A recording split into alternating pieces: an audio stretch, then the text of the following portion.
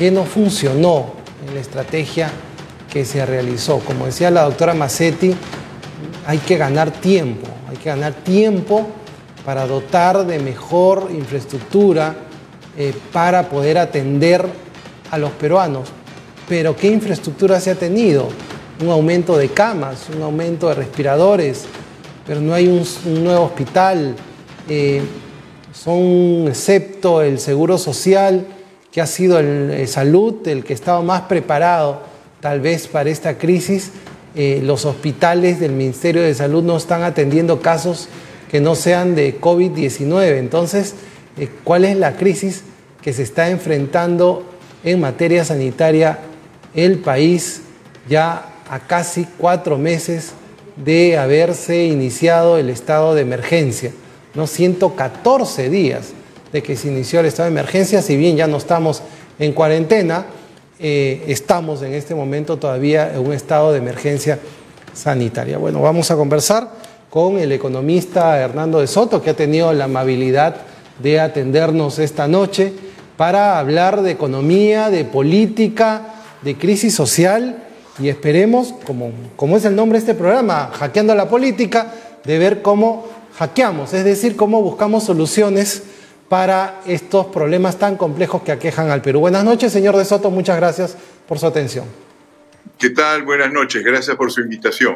Sí, señor de Soto, usted anunció en una entrevista hace unos meses, en el mes de marzo, al diario Gestión, sobre esta crisis sanitaria, política, económica y social que iba a tener esta crisis. Bueno, no hemos superado todavía la crisis sanitaria y ya estamos en una crisis económica tremenda y por ende la crisis social que usted anunció. ¿Cuáles son las perspectivas? Y vamos a comenzar por el final. ¿Cuáles son? Porque quiero ver qué soluciones o salidas podemos tener. ¿Cuáles son las perspectivas que le ve al Perú en los próximos meses? Bueno, la parte evidentemente sanitaria es importante porque eso nos va a decir cuánto vamos a sufrir, ¿no? Y una cosa está entrelazada a la parte médica con la parte económica. Lo que hay que tratar de ver es que darse cuenta que estas plagas han ocurrido todo el curso de la vida. Se dice que hasta los dinosaurios, millones de años antes, perecieron por plagas como estas. Entonces ocurren y cuando ocurren, generalmente nos olvidamos de eso, pero el SIDA mató a millones de personas, el ébolis y también se supone que el virus y la gripe española que ocurrió hace menos de 100 años también mató, no se sabe si fue entre 50 o 100 millones de personas. Eso es impredecible.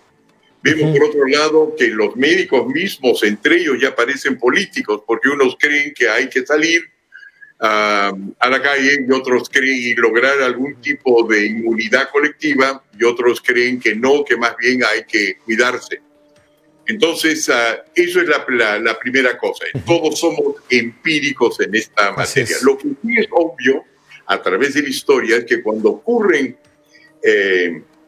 plagas como estas, es una oportunidad como cualquier crisis de cambiar. Entonces, la perspectiva para el Perú es decirse lo siguiente: ¿por qué nosotros hasta ahora, por ejemplo, no hemos logrado, si tomamos solamente el campo de la minería, que nos da la mayor parte de nuestros ingresos como país y que por supuesto se consumen enormemente, mayormente afuera, y tenemos tantos productos y recursos absolutamente bloqueados, desde el agua de las vertientes orientales de los Andes hasta el litio, que se supone que somos los mayores países potenciales y que es indispensable para los carros eléctricos que vienen, el cobre, que es la única superficie antiséptica que mata virus en el mundo, las tierras raras que son cruciales para hacer computadoras, paneles solares que no funcionan si no tienen plata. Todos estos que han sido cosas que han sido bloqueadas, que nos han podido dar una enorme prosperidad.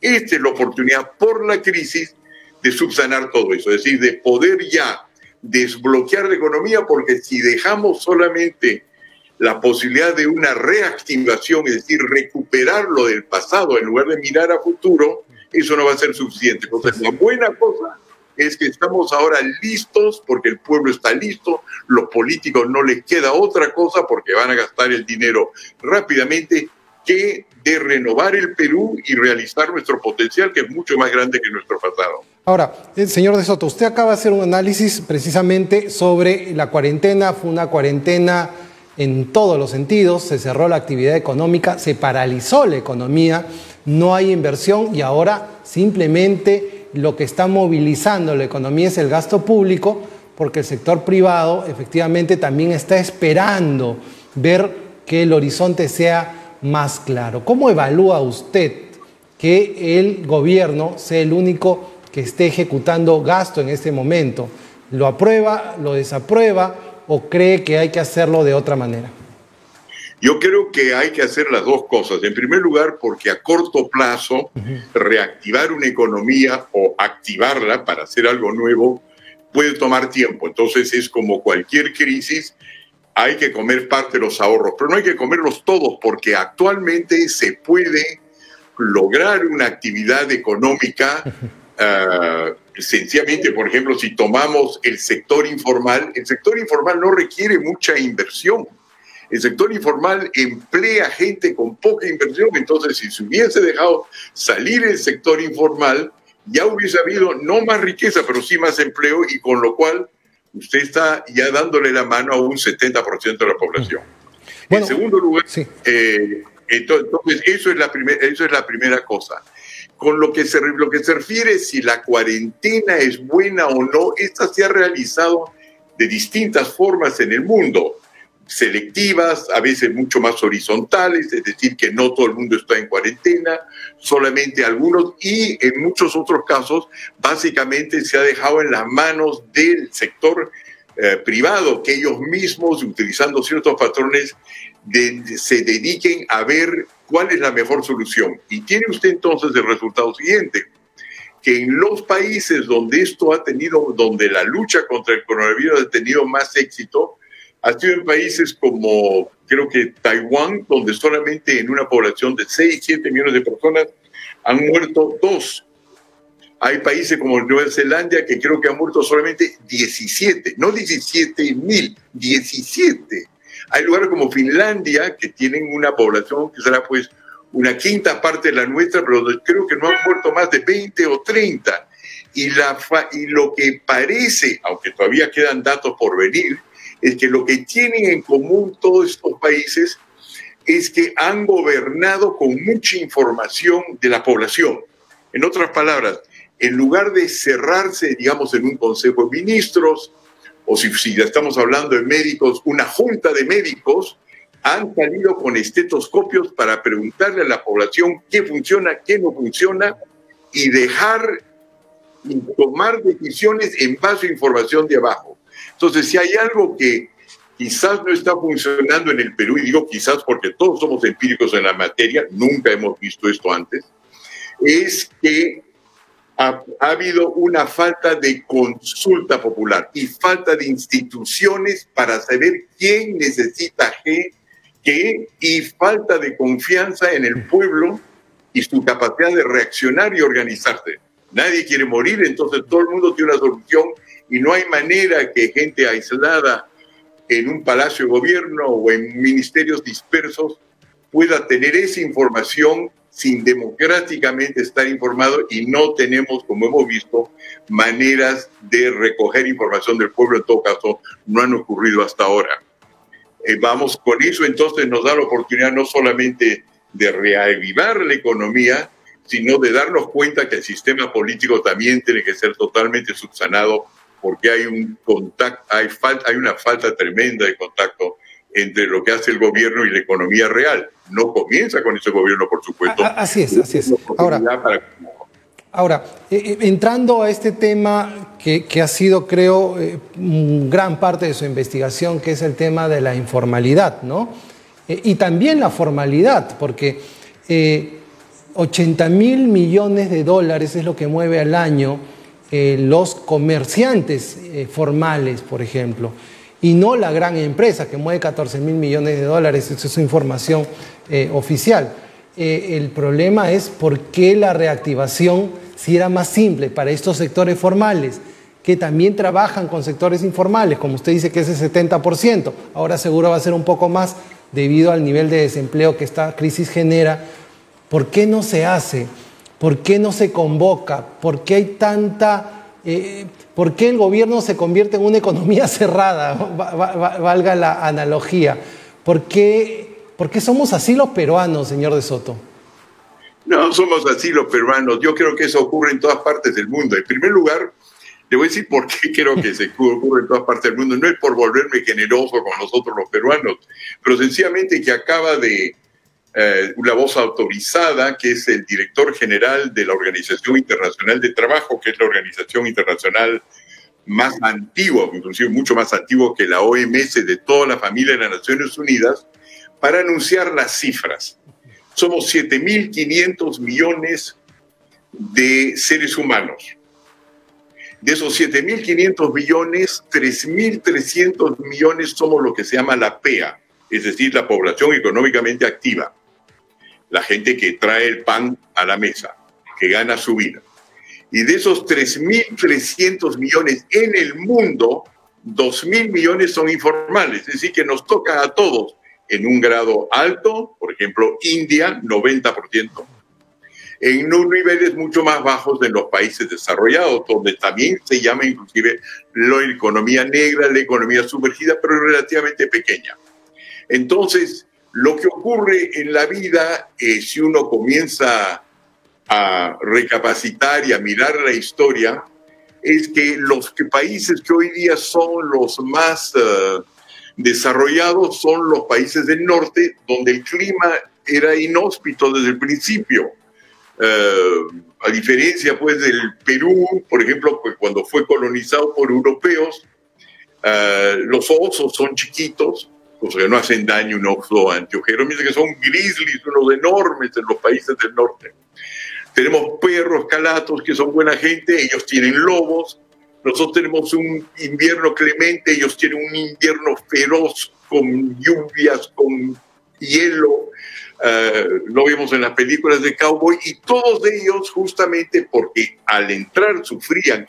Y la capital de los Estados Unidos, Williamsburg, hace solamente 250 años era pues un pueblo joven al lado de un palacio en México.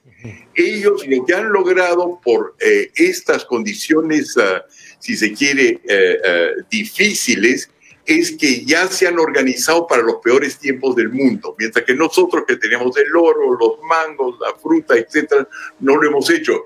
Lo que ocurre es que cuando uno sufre es en ese momento que uno se da cuenta qué es lo que le falta y la compensa. Entonces, la misma cosa que estoy seguro de repente le pasa a usted, en todo caso, yo le voy a decir a mí, yo no voy donde el dentista hasta que me duela. No se me ocurre pedir un consejo psicológico hasta que no estoy deprimido. Entonces, lo que está ocurriendo ahora es que nosotros que no tenemos memoria de haber sufrido una plaga, recién nos está dando duro, y este es el momento de aprovechar, como todos los dramas que vienen en la vida, para cambiar lo que no funciona, y nos estamos dando cuenta de la cosa siguiente, que nuestros académicos y nuestros intelectuales han perdido el tiempo diciendo que el sector informal es una falta de disciplina. El sector informal tiene que ver con nuestra cultura, que es más bien quechua en lugar de chanca, que es el resultado del mestizaje, no que son los europeos, que es Cristóbal Colón, que es Pizarro, nada de eso. Los que han sufrido y han perdido el 60% de sus ahorros y sus ingresos, según la Organización Internacional del Trabajo, desde el primer mes de la crisis, son los que no tienen capital, los que no tienen propiedad. Entonces, nada de que los quechuas, los aymaras, los zulus, los blancos, nada de eso. Son los que no tienen acceso al capital. ¿Y quiénes son los que no tienen acceso al capital? Son los informales. ¿Y por qué razón? Porque la formalidad exige un precio, un costo, un trámite, una cantidad de bloqueos que conocemos todos los días que les impide formar ahorros, les impide crecer, y más bien tenemos una serie de personas en el Perú que dicen, bueno, no crecemos porque hay una vocación a la microempresa. Estamos condenados y nos gusta ser pequeños. Y hoy usted, la gente está mal nutrida en la selva, pero oiga, esa es nuestra civilización. No los vamos a traer al mundo moderno. Hay que respetar su cultura. Bueno, ahí está. Hay que respetar su cultura y se están muriendo como moscas. El hecho es que en un mundo que no lo hemos creado los peruanos, donde hay contagios, hay industria, tenemos que cambiar nuestras formas tradicionales de ser y dejar que los muertos que creían en las tradiciones, se dice que la tradición es la democracia donde votan los muertos, dejen de dominarlos, y este es el momento de comenzar a modernizarse y darse cuenta que la informalidad es el resultado de una mala formalidad, a tal punto que la mayor parte de peruanos no les gusta tener sus ahorros en el Perú porque temen por ellos. Así no es. les gusta tener sus casas en el Perú porque los van a expropiar. Y no les gusta hacer trámites porque no les gusta hacer colas. Y por último, no les gusta el hecho de que pueden entrar a prisión preventiva. Y si usted ve todas las personas que van a prisión preventiva, no hay ningún informal de los famosos, todos son formales. Entonces no hay un país formal que es bueno para ninguno de nosotros, y es tiempo de cambiar eso en lugar de echarle la culpa a la pobre gente que está en la calle. Y yo me voy a quedar con eso, señor De Soto, que he dicho que fue con lo que comenzamos, ¿no? La gran oportunidad es que ahora podemos entrar a una formalización. Y ha pasado con los bonos. Miren, todavía no podemos ejecutar la transferencia de bonos precisamente por esta informalidad. No hay inclusión financiera, todo lo que se habla, todo lo que hablaban los gobiernos, y le cae a todos, ¿ah? El de ahora y los de antes. Le cae a todos. Así es, y hay una cultura también que tenemos que cambiar. Ahora, en materia política, señor De Soto, usted ha sido bastante cauto en las declaraciones que nos está dando, pero ¿qué evaluación le hace al presidente Martín Vizcarra? ¿Qué le parece el manejo de la crisis, de la emergencia, y ahora, sobre todo, con esta reciente crisis política que se ha generado con el Parlamento? Bueno, en primer lugar, yo creo que dado que él es quien es decir, un gobernador que, entiendo yo, fue muy eficiente, o así se hablaba inclusive durante la campaña política, como gobernador de Moquegua. Una persona que ha sabido surgir en política, ha liquidado a sus enemigos, que es lo que tienen que hacer los políticos, y se ha quedado solo. Es obvio que sabe actuar solo y que es obviamente valiente. Ahí está con su blue jean, su camisa blanca, tomando decisiones, y se ve que está cool, no está en control de sí mismo. Pero lo que ocurre es que esa visión que le permite a él moverse a corto plazo, cuando ha venido un problema de largo plazo, que es la pandemia, ¿no? Que es el hecho que nuestra economía, donde decíamos que ya no hay extrema pobreza, la han liquidado así en 2 meses, cosa que hay extrema pobreza. Y esas cifras son falsas, no son estadísticas, son típicas cosas que hacemos los economistas, de darle una etiqueta equivocada a las cosas para reclamar algún tipo de mérito. Él, por el momento, no tiene cómo, estoy seguro que se arrepiente, de cómo nutrirse de la información que es necesaria para gobernar un país con 32 millones de habitantes. En otras palabras, el Estado que ha creado, que no tiene ni siquiera parlamentarios que representan día a día el voto de los ciudadanos, y que tiene que refugiarse en juntas médicas que no saben sacar el estetoscopio, el termómetro y metérselo a la boca de los ciudadanos para saber qué es lo que realmente pasa, si no son juntas de médicos que se inspiran en la OMS y los carnés venidos de afuera. Está haciendo lo único que se puede hacer con falta de información, que se está haciendo las cosas mal. Está haciendo las cosas mal porque no tiene, pues, los instrumentos para ver qué pasa. Y las herramientas para la toma de decisiones. Las estadísticas, claro, las estadísticas que indican anteriormente es que todos aquellos que tienen los mejores sistemas democráticos, los finlandeses, los alemanes, la isla de Samoa, Taiwán, son los que menos muertos tienen, porque en esto somos empíricos, y la única manera de saber qué es lo que hay que hacer en cada caso es mirar síntomas, recibir retroalimentación y poder mirar el largo plazo. Y no existe. No existe. Ahora mismo ha llamado un referéndum, por ejemplo. Eso no es referéndum lo que le está llamando sobre la inmunidad. Eso se llama plebiscito. Es decir, que vamos a votar dentro de no sé cuántos meses en una opción y otra. Un referéndum es una cosa que en un país europeo se ocurre cada día, cada semana, donde el gobierno está informado a través de varias vías descentralizadas de qué es lo que está ocurriendo en qué lugar, y al no tener eso necesariamente no le van a salir las cosas. No porque sea un mal hombre, sino porque ni él, ni como usted decía, Toles Cae, ni todos sus antecesores han puesto en funcionar un verdadero sistema democrático que es mucho más allá, va mucho más allá que tener elecciones. Significa esencialmente gobernar con un pueblo informado, con una prensa libre que puede criticar y que permite inventar rumbos cuando es necesario hacerlo. Así es. Señor de Soto, para ir cerrando, ¿usted evalúa ser candidato en las próximas elecciones presidenciales del 2021? Yo no estoy en nada metido en eso, hablando de desinformados, no estoy metido en nada de eso. ¿Y por qué razón le digo que no quiero entrar en ese tema? Porque no quiero regalarle a nadie, y si usted me permite, con la mejor voluntad del mundo, ni a usted, una especie de titular, dice que no, dice que sí, porque eso desvía de otro mensaje que yo tengo que creo que es mucho más valioso, que es seguir informando cómo es y tener los planes necesarios para que cualquiera que los quiere realizar pueda efectivamente transformar este país, porque sí sé dónde no funciona la formalidad. Y yo puedo hacer eso de cualquier posición, y quisiera no entrar en el tema de qué posición quiero yo, cuando en el fondo no deseo ninguna posición posible, sino lo que yo deseo personalmente es que no me agarre, y no quiero conocerlo personalmente, al señor coronavirus.